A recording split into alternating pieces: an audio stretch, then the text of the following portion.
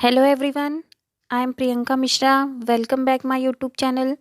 Students, आज हम class 8 वसंत भाग 3 से चैप्टर नंबर 17 बाज और सांप की कहानी देखेंगे।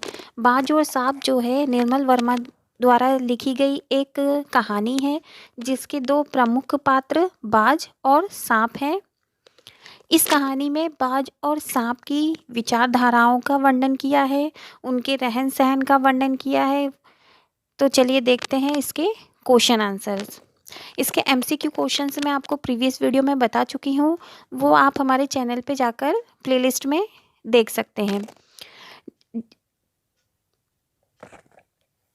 क्वेश्चन फर्स्ट है, घायल होने के बाद भी बाज ने यह क्यों कहा मुझे कोई शिकायत नहीं है, विचार प्रकट कीजिए। तो इसका आंसर क्या होगा? घायल होने के बाद भी बाज ने ऐसा क्यों कहा था कि मुझे कोई शिकायत नहीं है? उसने ऐसा इसलिए कहा था क्योंकि वह किसी भी कीमत पे अपने जीवन से जीवन शैली मतलब दिनचर्या थी, उसके साथ वह कोई समझौता नहीं करना चाहता था। वो अपने अधिकारों के लिए जो है लड़ने में ज़्यादा विश्वास रखता था। उसने अपनी ज़िंदगी को क्या था भरपूर जी लिया था। वो असीम आकाश में भी मतलब ऊपर आकाश में जहाँ तक हो सकता था वो उड़ान भर चुका था। जब तक उसके शरीर में ताकत थी तब तक ऐसा कोई सुख नहीं था जो उसने भोगा ना हो। तो वो अपने जीवन से क्या था संपूर्ण तरीके से संतुष्ट था, इसलिए उसको मरने का कोई भी गम नहीं था। देखते हैं नेक्स्ट क्वेश्चन। नेक्स्ट क्वेश्चन है, बाज जिंदगी भर आकाश में ही उड़ता रहा, फिर घायल होने के बाद भी वह उड़ना क्यों चाहता था? तो इसका उत्तर क्या होगा? इसका उत्तर होगा बाज जिंदगी भर आकाश में उड़ता रहा। उसने आकाश की ऊंचाइयों को किससे नापा था? अपने पंखों से नापा था। और बाज कैसा था? वो बहुत साहसी था। वो किसी भी कीमत पे क्या अपनी जीवन शैली को मतलब जीवन जीने की जो शैली है उसमें समझौता नहीं करना चाहता था किसी भी प्रकार का। वो कायर की तरह नहीं मरना चाहता था। वो अंतिम क्षण तक क्या जो उसके मरने के अंतिम क्षण थे उसमें भी वो अपनी आवश्यकताओं के लिए क्या कर रहा था? संघर्ष कर रहा था। उसको चोट लगी थी फिर भी वो क्या कर रहा था? उड़ने की कोशिश कर रहा था ना। देखते हैं नेक्स्ट क्वेश्चन। सांप उड़ने की इच्छा को मूर्खतापूर्ण मानता था, फिर भी उसने उड़ने की कोशिश क्यों की? तो इसका उत्तर क्या होगा? सांप जो है उड़ने की इच्छा को मूर्खतापूर्ण मानता था क्योंकि वह मानता था कि उस वह उड़ने में सक्षम नहीं है। वो जानता था कि बाज तो उड़ने में सक्षम है लेकिन वह खुद उड़ने में सक्षम नहीं है, तो इसलिए वो इस चीज़ को क्या मान रहा था? मूर्खतापूर्ण मान रहा था। जब जब उसने बाज के मन में आकाश में उड़ने के लिए ऐसी तड़प देखी तो उसके मन में भी क्या हो गया? ऐसी इच्छा जागृत हो गई कि हाँ मुझे भी मतलब एक बार आकाश में उड़ना चाहिए। तो वो जानना चाहता था कि आकाश में जीवन कैसा होता है। वो क्या करना चाहता था? इस रहस्य का पता लगाना चाहता था। तो उसने भी क्या निश्चय किया कि वो भी एक बार आकाश में ज़रूर उड़ेगा। तो आकाश में एक बार उड़ने की कोशिश करने का निश्चय किया, इसीलिए और वो उड़ तो पाता नहीं, तो इसलिए उसका ये जो निर्णय था वो कैसा था? मूर्खतापूर्ण भरा था। देखते हैं नेक्स्ट क्वेश्चन।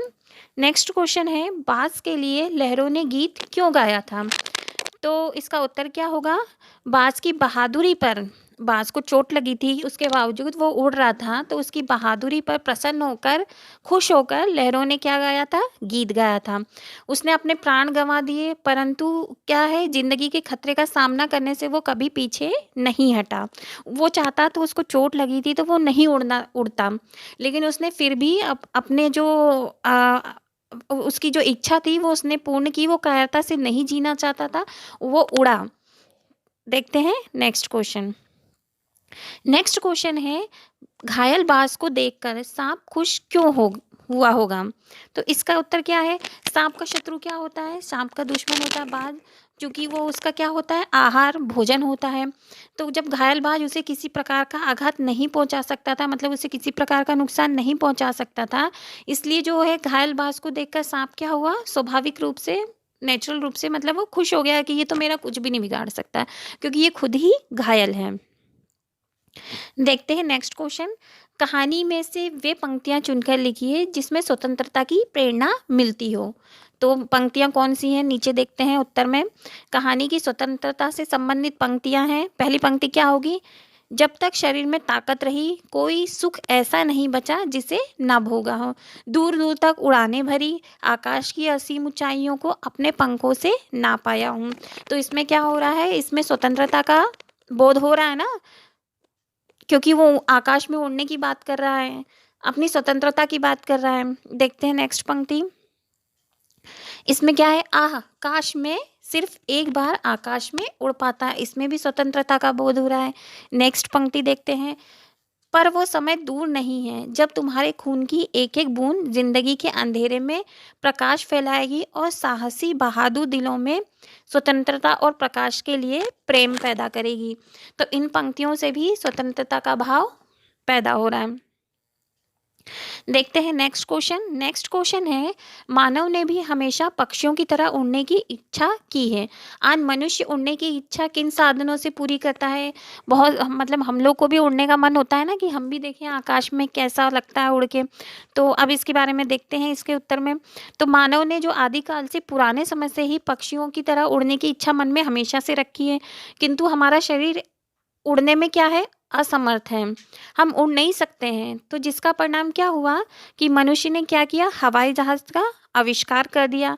आज मनुष्य क्या हो गया, उड़ने की इच्छा की पूर्ति हवाई जहाज से, हेलीकॉप्टर से, गैस बलून से आदि से वो अपनी इच्छा को पूर्ति कर लेता है। देखते हैं नेक्स्ट क्वेश्चन। नेक्स्ट क्वेश्चन है, कहानी में से अपनी पसंद के 5 मुहावरे चुनकर उनका वाक्यों में प्रयोग कीजिए। आप कोई भी मुहावरे लिख सकते हैं, ज़रूरी नहीं है कि आपको यही 5 मुहावरे लिखने हैं जो मैं आपको बता रही हूँ। तो देखते हैं पहला मुहावरा है भांप लेना। भांप लेना मतलब पहले से ही हमें जो चीज़ की हमको पता चल जाए, अंदेशा हो जाना होता है। तो इसका भावार्थ अर्थ क्या होगा कि बच्चों का मुंह देखकर माताजी ने परीक्षा का क्या नतीजा आया होगा वह भांप लिया। देखते हैं नेक्स्ट, हिम्मत बांधना मतलब ताकत देना। तो मित्र के आने पर ही परीक्षा के लिए राहुल में क्या आ गई, हिम्मत आ गई। नेक्स्ट है अंतिम सांस गिनना मतलब आखिरी समय गिनना, जो अंतिम क्षण होते हैं हमारे। तो दादाजी की गिरती सांसें देखकर माताजी ने स्थिति भांप ली कि वे उनकी अंतिम सांस गिन रहे हैं। ये वाक्यों में, मुहावरे का वाक्यों में प्रयोग है सब। तो मन में आशा जागना, शिक्षिका की कहानी से मेरे मन में आशा जगा दी। आप कोई भी वाक्य ले सकते हैं, ज़रूरी नहीं है कि आप मेरा ही वाक्य लें, अपने मन से अपने वाक्य बनाइए। देखते हैं नेक्स्ट, प्राण हथेली में रखना। इसका क्या मतलब होता है कि मतलब प्राण हथेली में रखना का मतलब होता है कि जो है जानबूझकर हम जो हमको पता है कि इस कार्य में हमें नुकसान होगा फिर भी हम उसको मतलब करते हैं। तो इसका वाक्य में प्रयोग क्या होगा, सिपाही ने देशवासियों की जान बचाने के लिए अपने प्राणों को हथेली में रख देते हैं। सिपाहियों को पता है कि आगे से गोली आ रही है, वो मर भी सकते हैं लेकिन वो अपने प्राणों की आहुति देने से पीछे नहीं उठते हैं। तो यहाँ पर स्टूडेंट्स इस चैप्टर के सारे क्वेश्चन आंसर एंड होते हैं। अगर आपको हमारी वीडियो अच्छी लगती है तो प्लीज़ हमारे चैनल को सब्सक्राइब करिए, अपने दोस्तों के साथ शेयर भी करिए।